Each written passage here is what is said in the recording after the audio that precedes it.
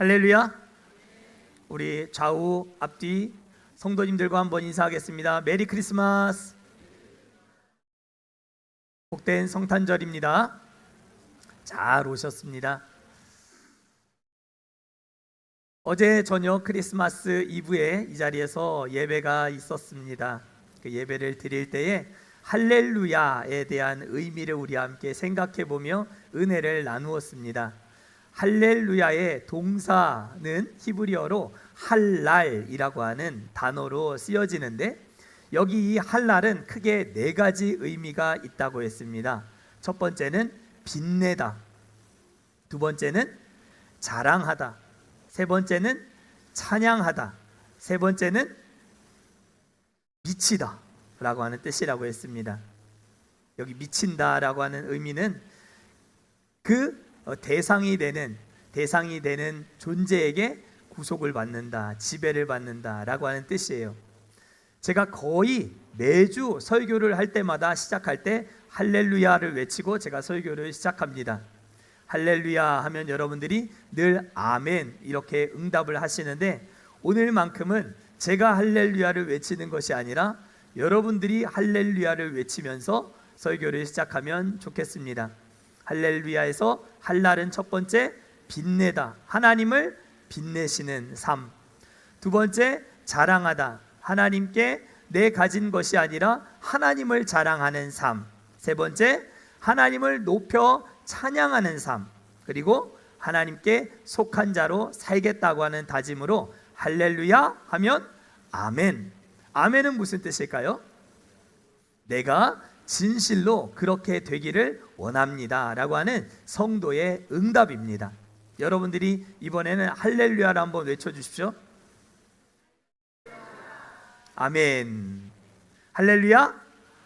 아멘. 우리 이렇게 하나님을 높이고 자랑하고 찬양하며 그리스도께 속한 자로 살아가는 하나님의 사람들 다 되셔야 할 줄 믿습니다.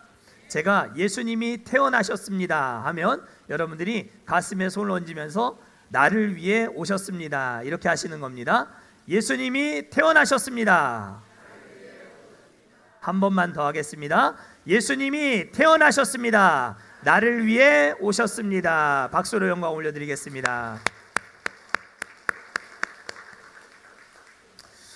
오늘은 성탄절입니다. 죄 가운데서 죽을 수밖에 없었던, 전혀 어떤 소망도 찾아볼 수 없는, 그래서 어떤 신학자의 표현에 따르면 우리 인간의 존재는 마치 66층 63빌딩 위에서 떨어진 존재와 같은 상황이다라고까지 말을 했는데요. 그렇게 우리가 소망 없는 인생 가운데 빛으로, 구주로 이 땅에 오신, 성육신 하신 우리 구주의 태어나신 날, 그날이 바로 크리스마스요 성탄절인 줄 믿습니다. 기독교에서 가장 큰 절기가 두 개가 있습니다. 보통 3, 4월에 진행되는 부활절, 그리고 12월에 있는 성탄절입니다. 부활절은 우리 구주께서 죄와 사망의 권세를 이기시고 다시 살아나셔서 우리에게 영원한 생명을 주신다라고 하는 첫 열매, 부활의 첫 열매가 되신다라고 하는 사실 앞에서 기뻐하며 예배하는 날이 부활절이고, 성탄절은 그 구속의 대업을 이루시기 위해서 인간의 몸을 입고 이 땅에 오시기로 작정하시고 그 약속을 지키신 그날을 기념하여 지키는 날이 바로 성탄절입니다. 로마서 5장 12절 말씀 한번 띄워주시죠. 한번 같이 읽어보실까요? 시작. 그러므로 한 사람으로 말미암아 죄가 세상에 들어오고 죄로 말미암아 사망이 들어왔나니 이와 같이 모든 사람이 죄를 지었으므로 사망이 모든 사람에게 이르렀느니라. 아멘. 여기서 사망이 모든 사람에게 이르렀다.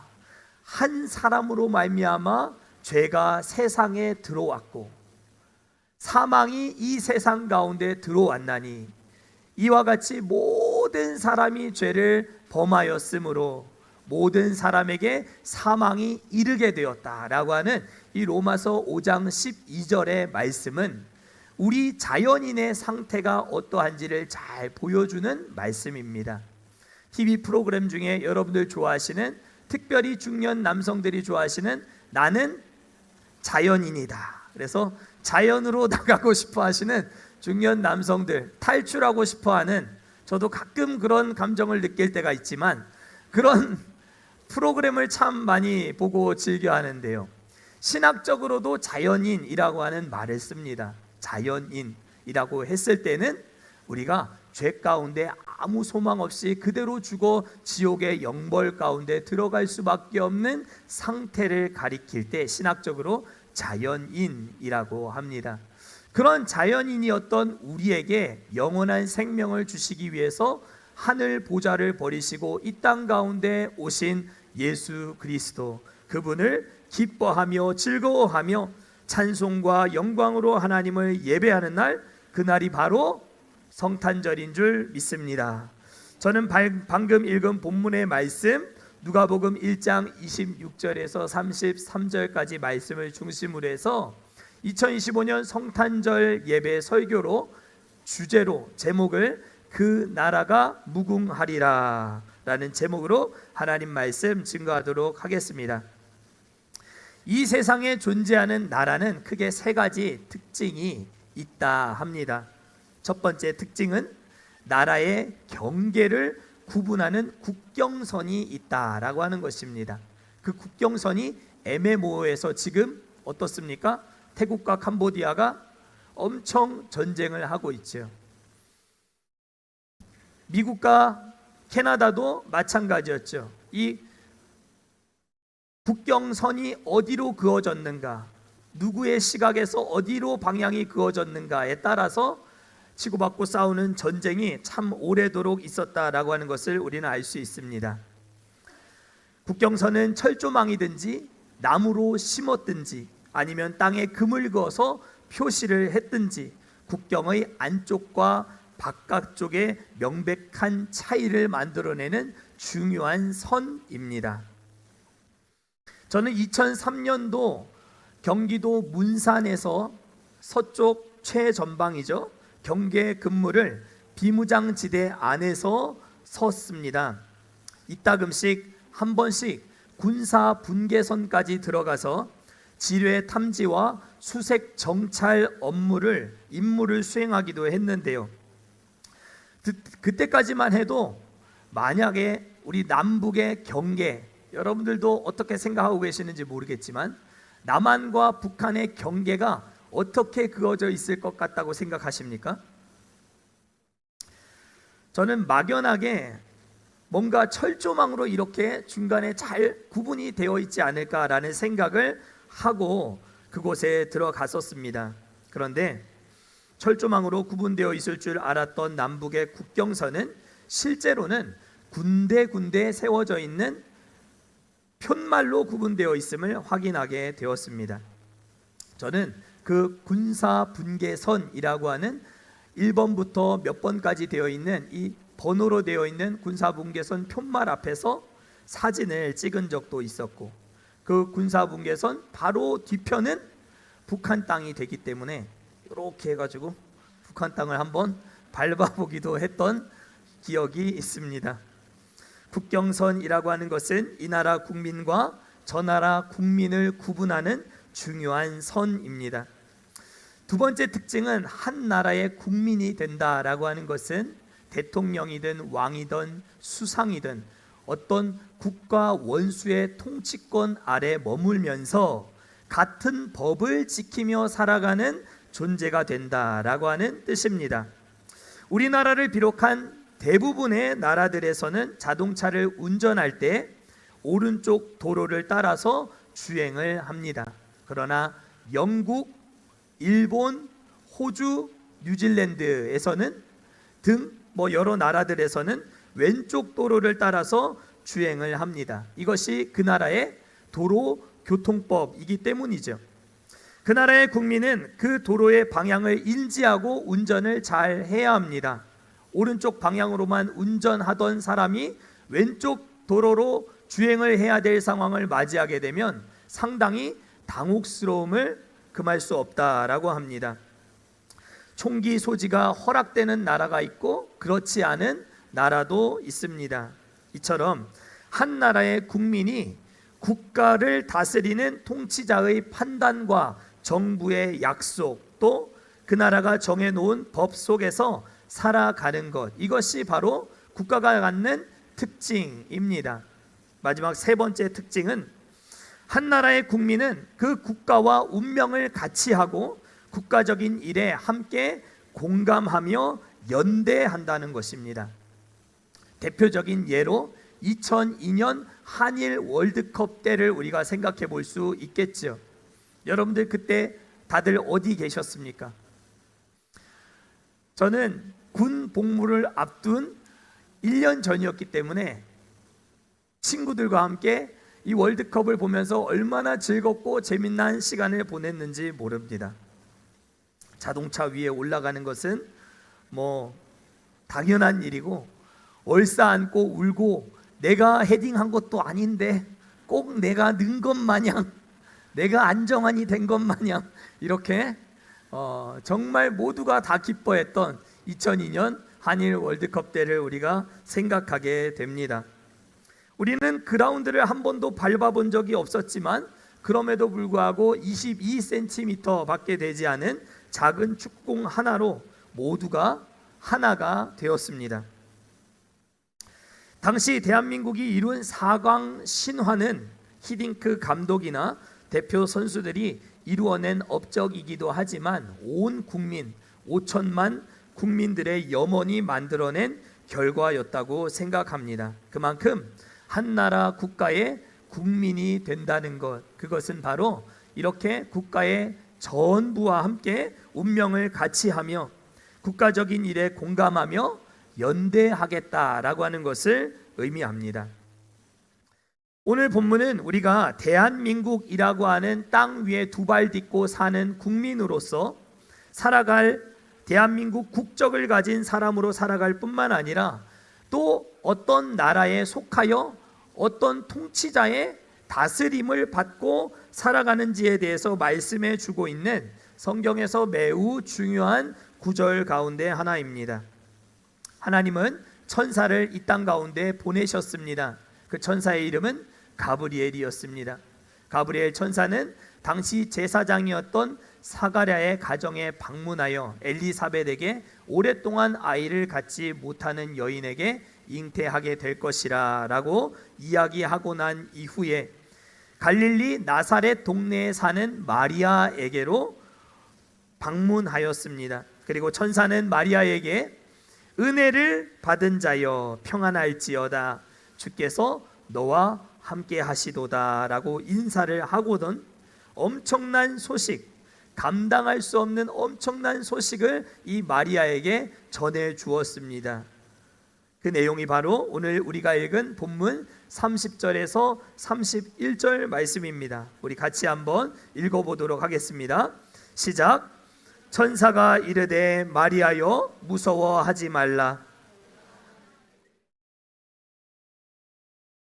잉태하여 아들을 낳으리니 그 이름을 예수라 하라. 아멘.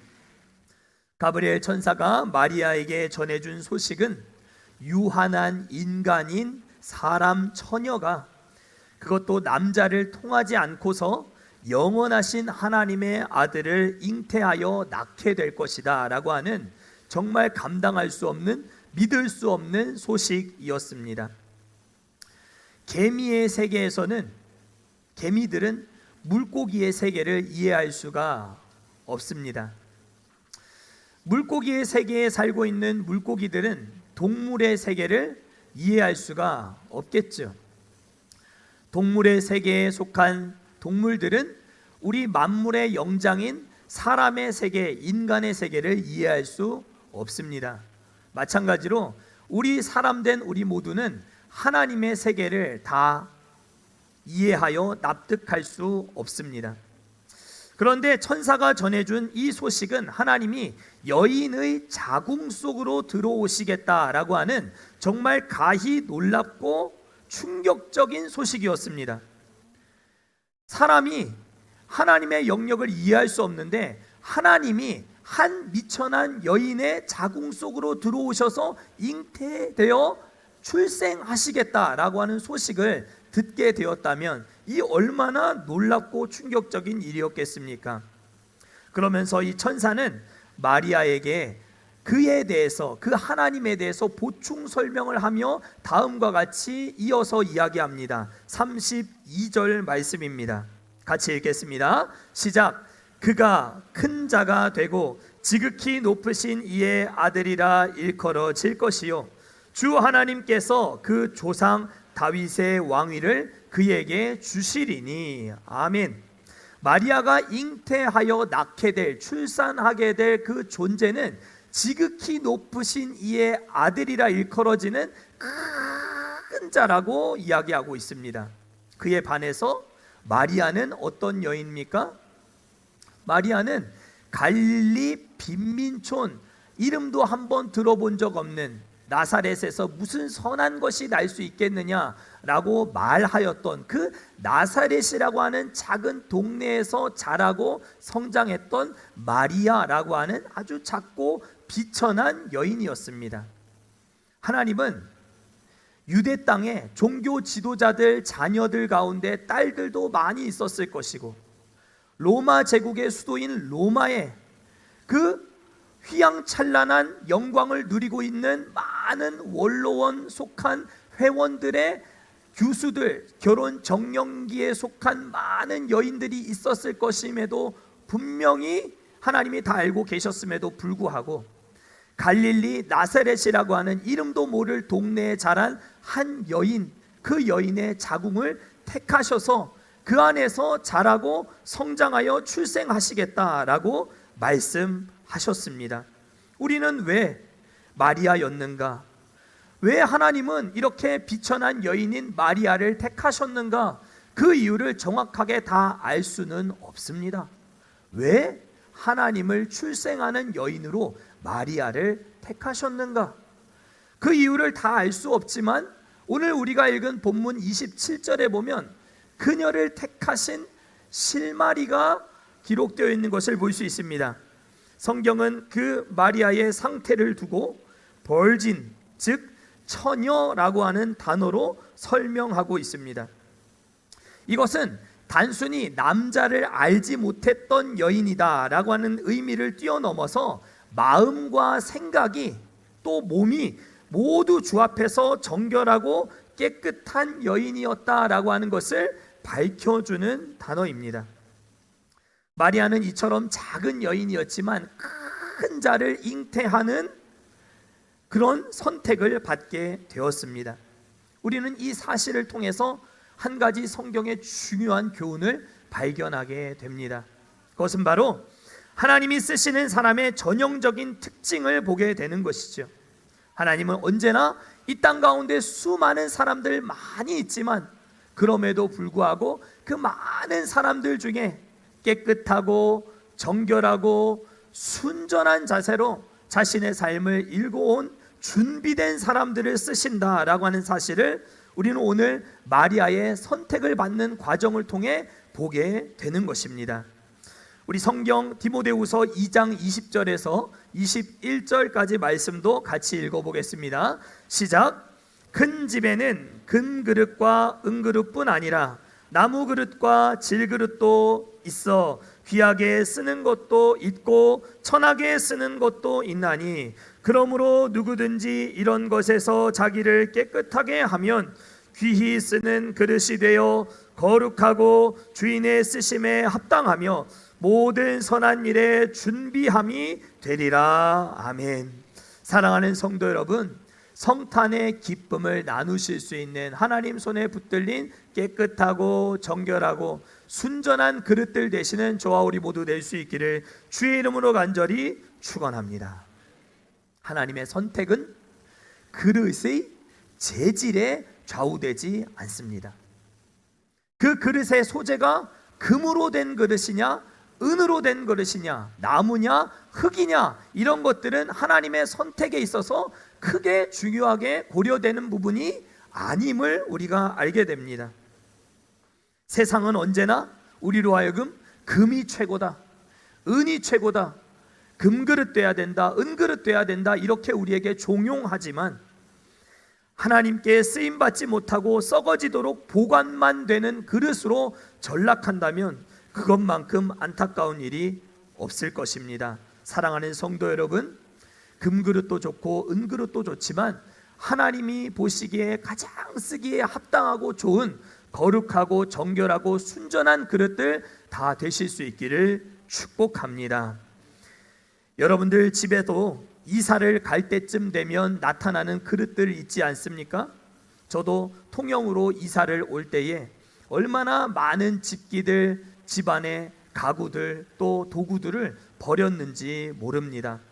평소에는 그런 그릇들이 내게 있었는가 싶을 정도로 생각도 하지 못하고 있던 많은 것들이 이사를 갈 때쯤 되니까 집안을 온통 뒤집고 보니까 그런 그릇들이 쏟아져 나오더라고요.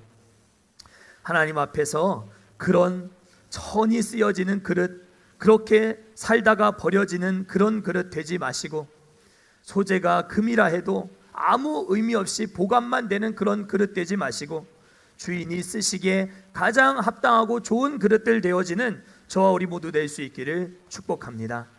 마리아가 선택받은 것은 그가 깨끗한 그릇이었기 때문일 것이다 라고 저는 생각합니다. 그래서 하나님의 어머니라고 하는 수식어를 갖게 되었습니다.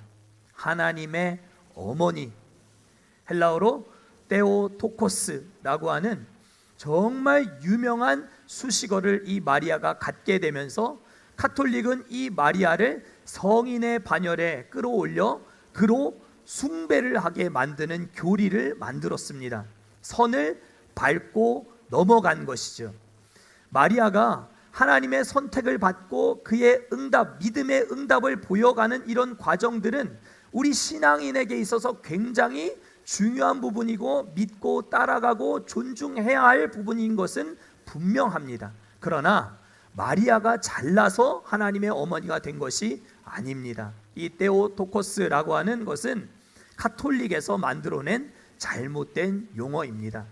하나님의 어머니라고 해서 마리아를 숭배를 받을 위치까지 마리아를 격상시켜 버림으로 말미암아 하나님과 모든 성도 사이에 중재자 역할을 할 수 있는 존재로 마리아를 올려놓고 말았습니다. 그러나 개신교, 우리 기독교에서는 마리아를 우리와 똑같은 사람이라고 생각할 뿐, 하나님이 잉태하는 일에 있어서 순전하게 쓰임받았던 존중받아야 될 여인이라고 생각할 뿐, 그 이상도 그 이하도 아니다라고 하는 것을 우리가 기억해야 합니다. 중요한 사실은 마리아가 품게 된 이 지극히 높으신 이의 아들이요 큰 자가 바로 다윗의 왕위를 이어받는 만왕의 왕이요 만주의 주로 이 땅에 오셨다라고 하는 것이 중요하다라고 하는 것입니다.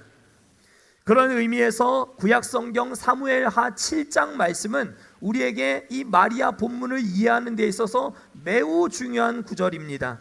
사무엘하 7장은 하나님이 다윗과 영원한 약속, 언약을 맺으시는 장면을 보여주는데, 특별히 7장 13절, 14절 말씀이 이렇게 기록되어 있습니다. 눈으로 한번 따라와 보시죠. 제가 읽겠습니다. 내 수완이 차서 내 조상들과 함께 누울 때에 내가 내 몸에서 날 내 씨를 내 뒤에 세워 그의 나라를 견고하게 하리라. 그는 내 이름을 위하여 집을 건축할 것이요 나는 그의 나라 왕위를 영원히 견고하게 하리라. 아멘. 하나님은 다윗의 왕위의 영원함을, 견고함을 끝까지 약속하셨습니다.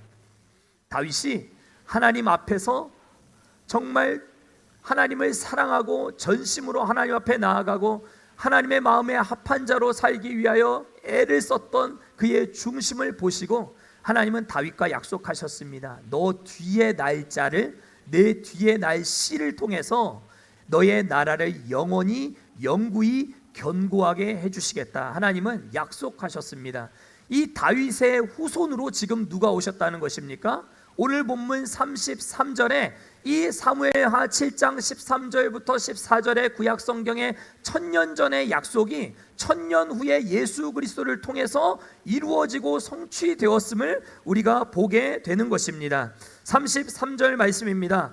영원히 야곱의 집을 왕으로 다스리실 것이며 그 나라가 무궁하리라. 아멘. 전사는 다윗 왕의 후손으로 이 땅에 오실 메시아 예수 그리스도에 대해서 마리아에게 고지하고 약속하고 있음을 보여주고 있습니다. 특별히 여기서 야곱의 집이라고 하는 표현은 표면적으로는 이스라엘 족속들, 이스라엘 백성들을 의미하지만 궁극적으로는 주 안에서 예수 그리스도를 구주로 영접한 모든 사람들을 일컫는 표현입니다. 그래서 이사야 선지자는 그분의 오심을 이렇게 예언한 것입니다. 이는 한 아기가 우리에게 낳고 한 아들을 우리에게 주신 바 되었는데 그의 어깨에는 정사를 메었고 그의 이름은 기묘자라 모사라 전능하신 하나님이라 영존하시는 아버지라 평강의 왕이라 할 것임이라. 아멘. 사랑하는 성도 여러분, 오늘 저와 우리 모두는 야곱의 집에 속한 하나님의 사람들이 된 줄 믿습니다. 영적인 이스라엘 백성들인 것입니다. 표면적으로는 야곱의 집이 이스라엘 사람들만 의미하지만 궁극적으로 영적으로는 오늘 예수 그리스도를 구주로 영접하여 성탄의 기쁨을 함께 나누고 있는 저와 우리 모두가 다 야곱의 집에 속한 하나님 나라의 국민이요 하나님 나라의 천국의 국적을 가진 하나님의 사람들인 줄 믿으실 수 있기를 축복합니다. 그래서 우리는 다윗의 자손이자 평강의 왕으로 이 땅에 오신 예수 그리스도의 통치권 아래, 주권자 되시는 예수님의 통치 아래 거하는 천국의 백성들이 된 줄 믿습니다.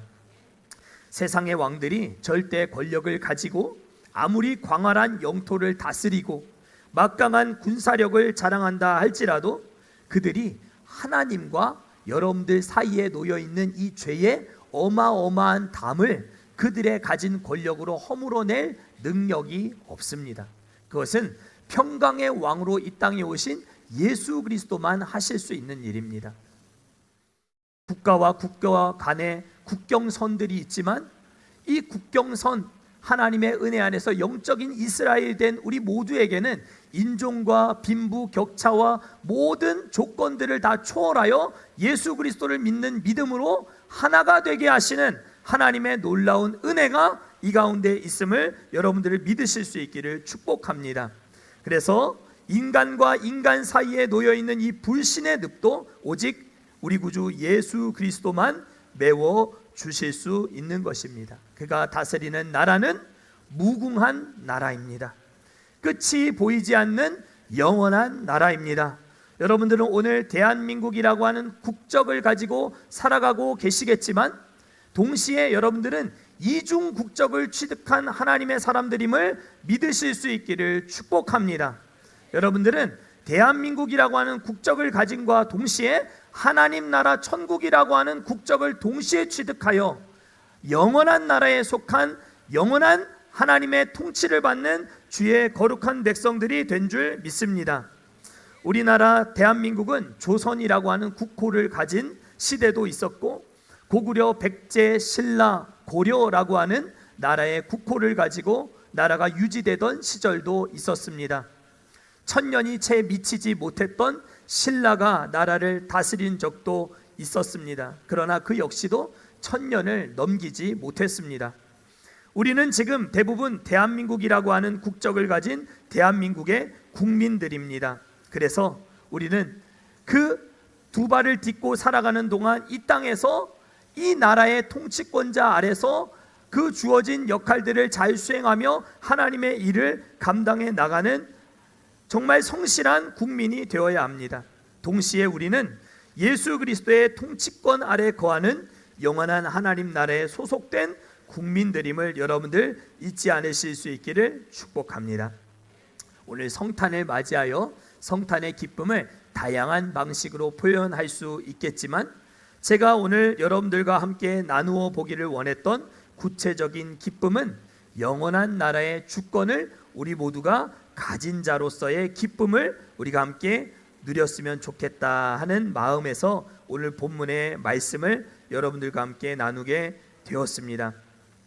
세상의 나라는 국경이 있고 나름대로 정해놓은 법이 있고 기쁨과 슬픔을 함께 나누는 연대감이 있듯이 영원 무궁한 하나님의 나라에 속한 우리도 함부로 넘지 말아야 될 믿음이라고 하는 국경선을 가지고 있고 거룩해져 가야 하는 성화라고 하는 삶에 정해진 법이 있으며 더불어 하나님의 남겨주신 좋은 것, 하나님이 우리에게 보여주신 영원한 것, 그런 것들을 함께 나누고 누리는 영적 기쁨의 연대감, 우리가 모두 함께 누리며 살아가야 할 줄 믿습니다. 마지막으로 골로새서 1장 13절 14절 말씀 함께 읽고 우리 말씀을 마치도록 하겠습니다. 우리 앞에 보이는 13절 14절 말씀 크게 읽도록 하겠습니다. 시작. 그가 우리를 흑암의 권세에서 건져내사 그의 사랑의 아들의 나라로 옮기셨으니 그 아들 안에서 우리가 속량 곧 죄사함을 얻었도다. 아멘. 영원한 왕 대신 그가 다스리는 영원한 나라에서 영원한 주권을 가진 자로 영원한 기쁨을 만끽하고 누리며 살아가는 저와 우리 모두 성탄의 기쁨을 나누는 우리 모두 되실 수 있기를 주의 이름으로 간절히 축원합니다. 우리 다 같이 자리에서